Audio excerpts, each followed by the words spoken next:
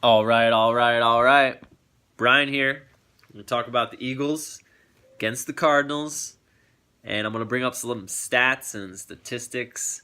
Uh, if you don't know about Pro Football Focus, by the way, it's a website that is really good at making statistics. They grade every single player on every single play for over a decade, uh, and then they charge for these statistics. I pay for it, and so does 30 of 32 NFL teams because they're really good at it, and it's just legit information. It's basically what it is.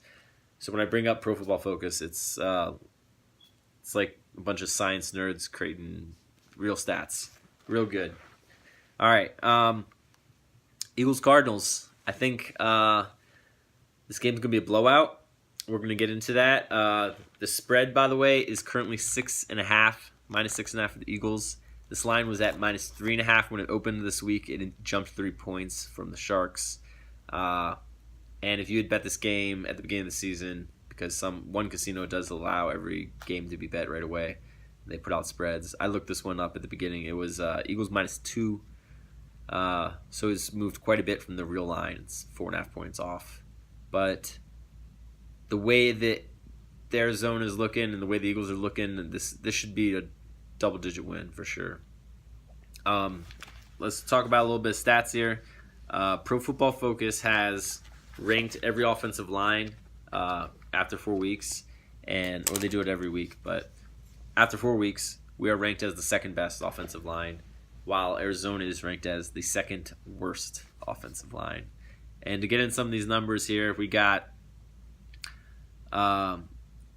Arizona with allowing the most pressures and sacks allowed, which is 17 and 83 pressures. A pressure is basically almost a sack. It's like you're in the quarterback's face and he's about to be hit, or he's getting hit and he's throwing the ball away. There's lots of types of pressures, but 83 pressures in 4 games that's a lot. Their quarterback's getting pressure a lot. And the Eagles have 10 sacks, 4 fumble recoveries, 3 forced fumbles, 3 interceptions, and a touchdown. And meanwhile, Carson Palmer has thrown 5 touchdowns versus 5 interceptions. So I'm projecting that we get some interceptions here. And by the way, Wentz is 6 touchdowns over 2 interceptions. And our offensive line, by the way, has allowed 31 pressures, but that's also while we've pass blocked more times than every other team except for 4. There's only 4 teams that have had to block more times in passes than our team. So they only have 31 pressures. This is pretty good. And to put it in perspective, Arizona has allowed 83 pressures.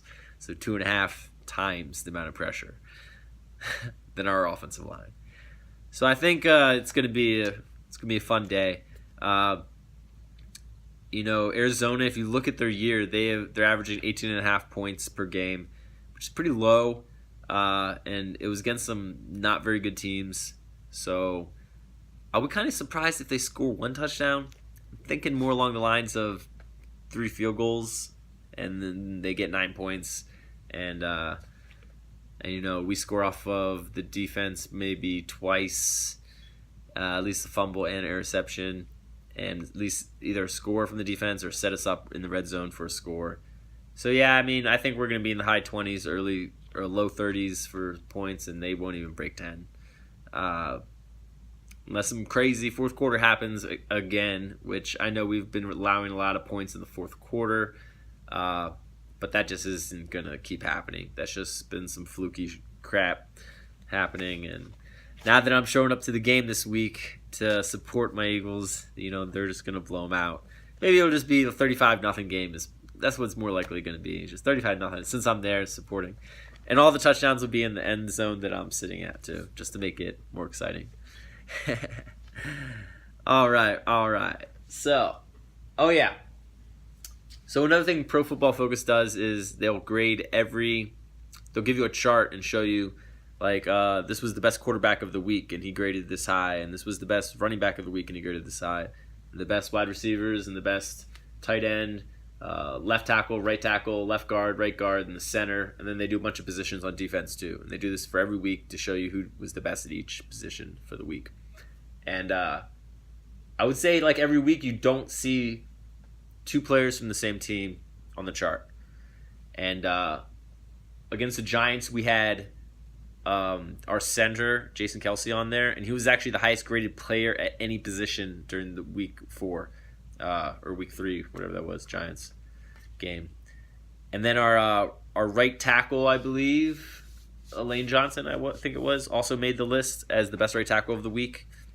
So we had 2 players on the list 2 weeks ago, and this week it came out, and we have 3 players on the list. We had the best left tackle of any left tackle, Jason Peters. He graded 86.7. We had the best right guard out of any right guard, Brandon Brooks, 86.1 grade. And our right tackle, Lane Johnson, graded as the best right tackle, 87.8. So we have 3 players on the offensive list of players who do good each week. It's pretty impressive. And they're all offensive line players too.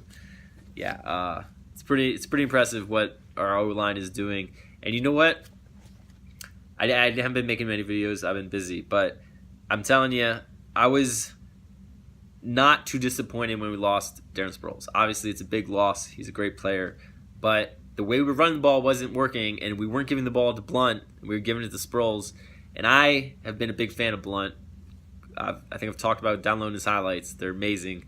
He carries people. He runs over people, and you've been seeing it. Now that there's no Sproles, we have to use Blunt, and he's amazing. It's just what I hoped for. He breaks off on huge plays. And, I noticed in the Chiefs game, we were shutting down Kareem Hunt all game, right? Third quarter, he had, no yards, basically. And they kept giving him the ball, and eventually he broke out for 70 yards and made a touchdown on us. Well, if we had just been putting Blunt at it, maybe he breaks off like he did the other game and shoots off for a bunch of yards. Even though he doesn't look good on the very first play of the game, doesn't mean you bench a guy who's won back-to-back Super Bowls with another team and had 18 touchdowns last year. And Pro Football Focus has an elusive rating for running backs. And that's just basically what it sounds like, how elusive they are. You can imagine Kareem Hunt has been topping the charts and almost breaking the scale this year. But after the last game, now I saw a tweet from Pro Football Focus that said LeGarrette Blount is now the most elusive player and is ranked 22 points higher than Kareem Hunt. And Kareem Hunt's double the amount of everyone else in the league. So that means LeGarrette Blount and Kareem Hunt are amazing at it being elusive. And apparently LeGarrette Blount's even better. So expect more of that. Expect us to run the ball all day. Not all day, what am I saying? Expect us to run the ball half the time and pass the ball half the time. I'm going to go right around 50-50 this week. It feels about like where we're at now. I feel like we're actually have confidence in that run game where you're going to see it a lot more and control the clock. Oh my gosh. We've been averaging 35 minutes of possession this year, which is incredible because most games are going to be around 50-50 of possession, which would be 30 minutes each, and we've been averaging 35, which is like holding the ball 10 minutes longer than your opponents, which will give you a lot of time to do what you want to win, Time of possession, by the way, was we were ranked number 1 in the league last year. So Doug Peterson does know a little something more than people realize. And I think this is going to be a fun game and a fun year. Fly, Eagles, fly.